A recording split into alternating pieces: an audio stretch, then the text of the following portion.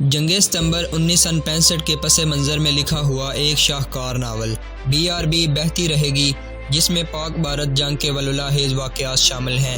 Novel شروع کرنے سے پہلے آپ سے گزارش ہے کہ ہمارے چینل ورلڈ آف ناول کو سبسکرائب کیجئے اور بیل آئیکن کو پریس کیجئے تاکہ ہر آنے والی ویڈیو آپ تک بآسانی پہنچ سکے۔ اس کے انداز سے یہ پتہ چلتا تھا جیسے کوئی ضروری کام یاد آ گیا ہو۔ ہاجرہ وہیں کھڑی رہی، اسے اکبر علی کا رنگ ڈنگ بدلا نظر آ رہا تھا۔ پاکستان پر بھارتی حملے کے بعد ساری دنیا بدل گئی تھی، لیکن ہاجرہ یہ تسلیم کرنے کو تیار نہیں تھی کہ اکبر علی بھی بدل سکتا ہے۔ اس شخص کو اس نے ہمیشہ قابل نفرت اور گھنونے روپ میں دیکھا تھا، اب وہ سمجھ رہی تھی کہ اکبر علی لڑائی سے بھاگ گیا ہے۔ ہاجرہ کو بتانے والا کوئی نہ تھا کہ کوئی فوجی لڑائی سے بھاگ نہیں سکتا، اور پاک فوج کا غازی تو بھاگنے کے نام سے واقف ہی نہیں۔ ہاجرہ کو یہ بھی علم نہیں تھا کہ محاذوں پر پاک فوج کے کمانڈروں کے لیے یہ مسئلہ نہیں کہ جوانوں کو لڑائیں کیسے، بلکہ مشکل یہ پیش آ رہی ہے کہ انہیں لڑنے سے روکیں کیسے۔ مثلا لاہور کی دفاعی لائن BRB کا اس طرف کا کنارہ تھا، مگر پاک فوج کے جوان نہر پھلانگ کر دشمن سے دست بدست لڑنے کے لیے منہ زور ہوئے جا رہے تھے۔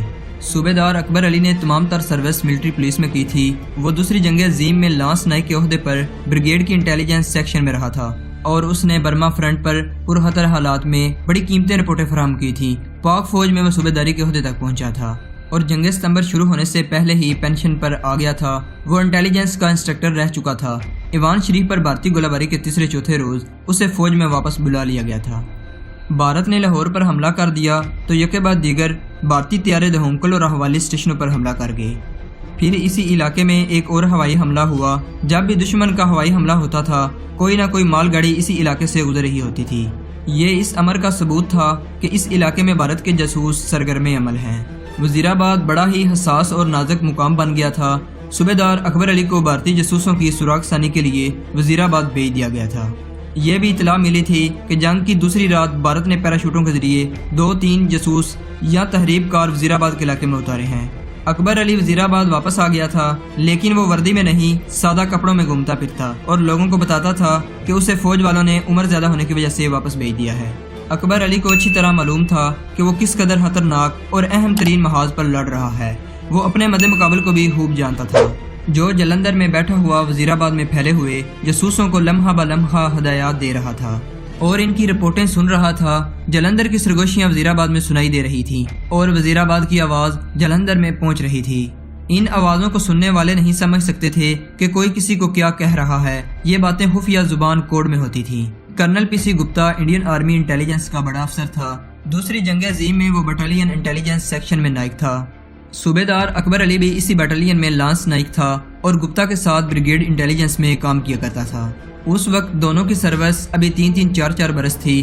آج صوبیدار اکبر علی کو اپنی انٹیلیجنس کے زور پر علم ہو گیا تھا کہ اس کا مد مقابل اس کا پرانا ساتھی گپتا ہے، جو اس وقت نائک ہوا کرتا تھا اور آج کل کرنل ہے۔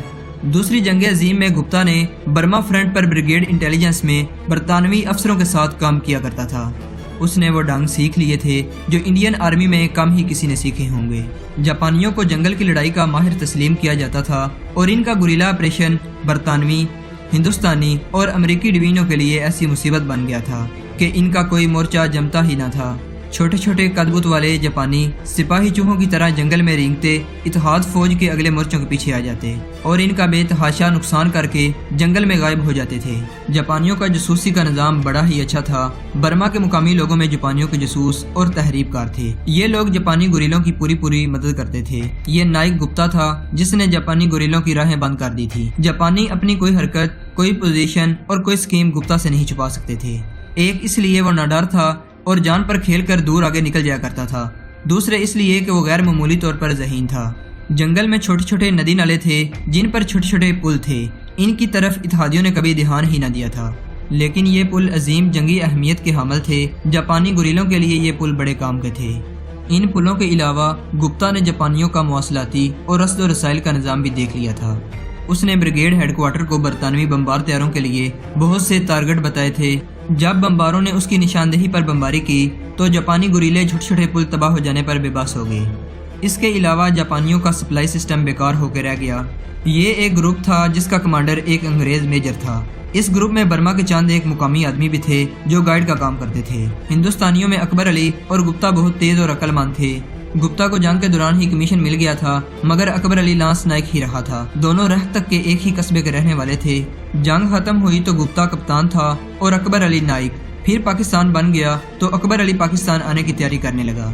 तुम हिंदुस्तानी हो अकबर अली, गुप्ता ने अकबर अली से हाथ जोड़कर कहा था। मैं तुम्हें इंडियन आर्मी में कमीशन दिला दूंगा।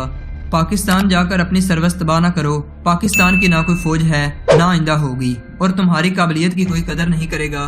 पाकिस्तान ना जाओ। अकबर अली मुसलमान होकर इंडियन आर्मी में नहीं रहना चाहता था। वो मुसलमानों को कत्लेआम देख रहा था। चंद ही रोज पहले उसकी शादी हुई थी। उसे अपनी बीवी, उसके रिश्तेदारों और अपने माँ बाप के मुतालिक बड़ी परेशानी थी।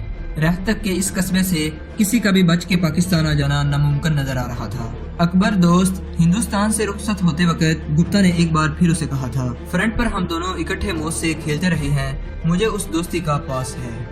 एक बार तुमने मेरी जान बचाई थी, मैं तुम्हें इसका सिला देना चाहता हूँ। इंडियन आर्मी में रह जाओ, नाइक से लेफ्टिनेंट बना देना मेरा काम है।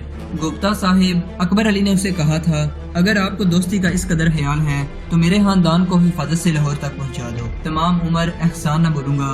गुप्ता गहरी सोच में खो गया, फिर मुस्कुरा कर बोला, आज रुके रहो, कल एक ट्रक तुम सबको पाकिस्तान पहुंचा देगा। दूसरी सुबह एक टूटा फूटा प्राइवेट ट्रक अकबर अली के खानदान के लिए आ गया। अकबर अली गुप्ता से बगलगीर हो गया और उसके आंसू निकल आए थे। उसके तमाम अजीजों कारब एक जगह जमा थे। उसने सबको ट्रक में भरा। इस काफिले में 3 मासूम बच्चे भी थे, जवान साल लड़कियां, औरतें और 2 बूढ़े भी, और इसी में अकबर अली की बीवी भी थी। गुप्ता ने 2 हिंदू सिपाही स्टेन गनों से मुसल्ला ट्रक में बिठा दिए थे। ड्राइवर भी मुसल्ला फौजी था। ट्रक शाम के वक्त चल पड़ा।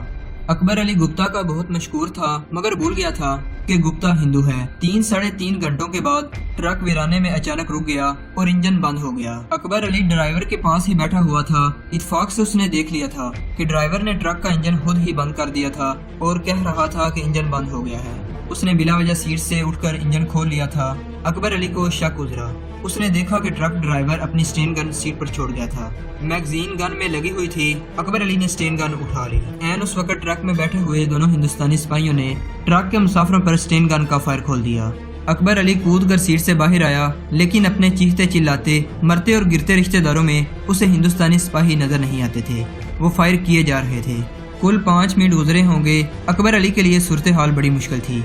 उसने देखा कि ड्राइवर सीट पर अपनी स्टेन गन तलाश कर रहा था। अकबर अली ने छोटा सा ब्रस्ट फायर करके ड्राइवर को ठंडा कर दिया। इतने में दोनों सिपाही ट्रक से कूदे। अकबर अली ओट में था। उसने दोनों को स्टेन गन की एक ही बुछाड़ में ले लिया। इंडियन आर्मी के 3 सिपाहियों को छोड़कर वो अगर अब सारी इंडियन आर्मी को मार देता तो भी उसके और उसके बीवी के अजीज रिश्तेदार इस दुनिया में लौट के नहीं आ सकते थे। उसने ट्रक के अंदर देखा, तमाम के तमाम अफराद शहीद हो चुके थे, सिवाय उसकी बीवी और उसके गांव के एक आदमी के। वो दोनों लाशों के नीचे दबकर हिंदू सिपाहियों की स्टेन गनों से बच गए थे। अकबर अली पागल हो गया और पागलपन में वापस चल पड़ा। बीवी ने उसे रोक लिया और पूछा, कहाँ जा रहे हो? उसने धीमी मगर कहरआलूद आवाज में कहा था, बदला लेने। तुम दोनों चलो, मैं वापस आ जाऊंगा। बीवी उससे लिपट गई और उसे पीछे न जाने दिया।